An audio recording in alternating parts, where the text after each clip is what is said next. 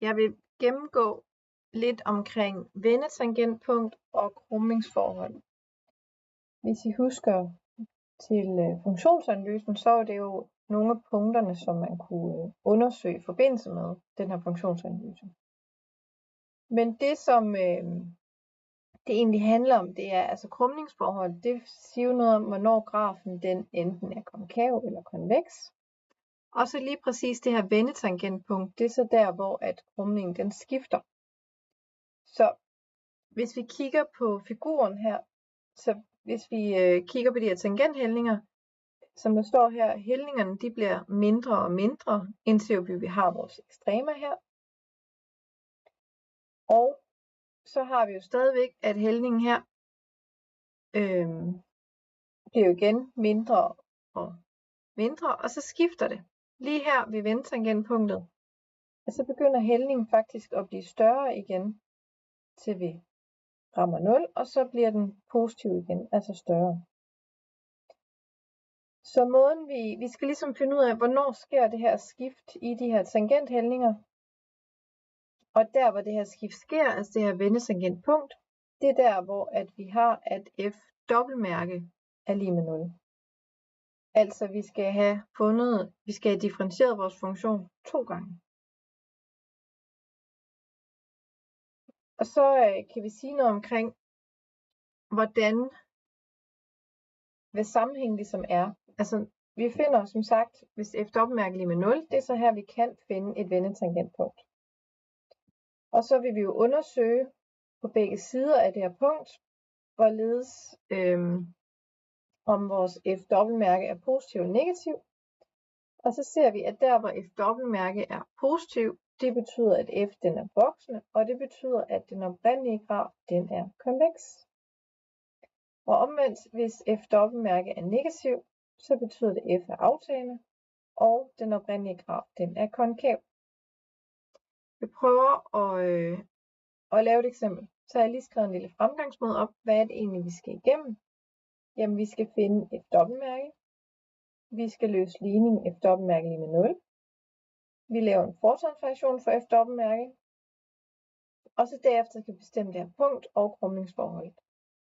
Så det følger jo meget samme opskrift, som hvis det nu var med multiforhold ekstreme, hvor det bare var f af x. Godt. Så jeg har et eksempel her. F af x er lige med en tredjedel x i tredje minus 3x i anden.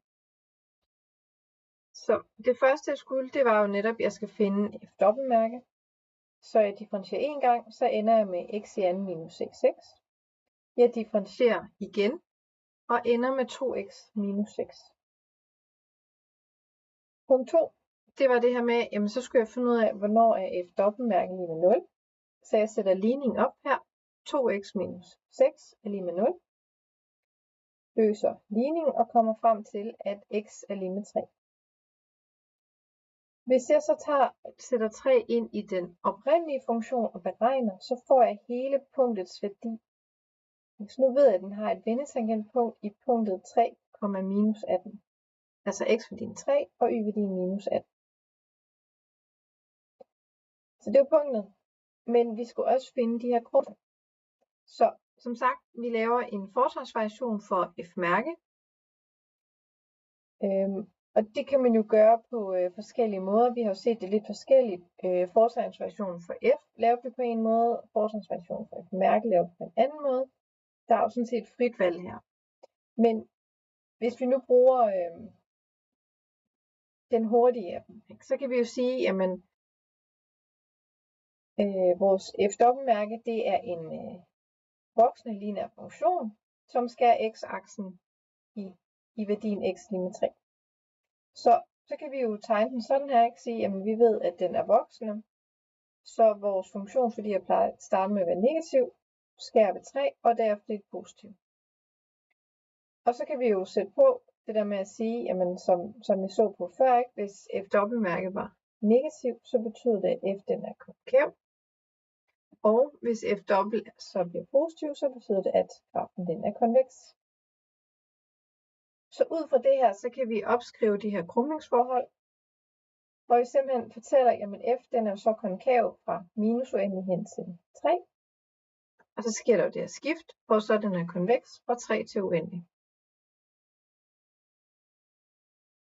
Og så har jeg lige tegnet grafen ind, for at vi også kan se det. Jeg har ikke lige sat vendetangentpunktet ind, men vi kan godt fornemme det her. Vi kan se her, at F den starter med at være konkav. De her tangenthællinger.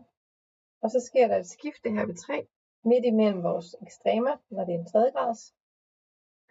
Så begynder hældningerne ligesom at blive positive, og vores graf her, den er nu konveks. Så det er beskrivelse af krumningsforholdet og vendetangentpunktet for en funktion.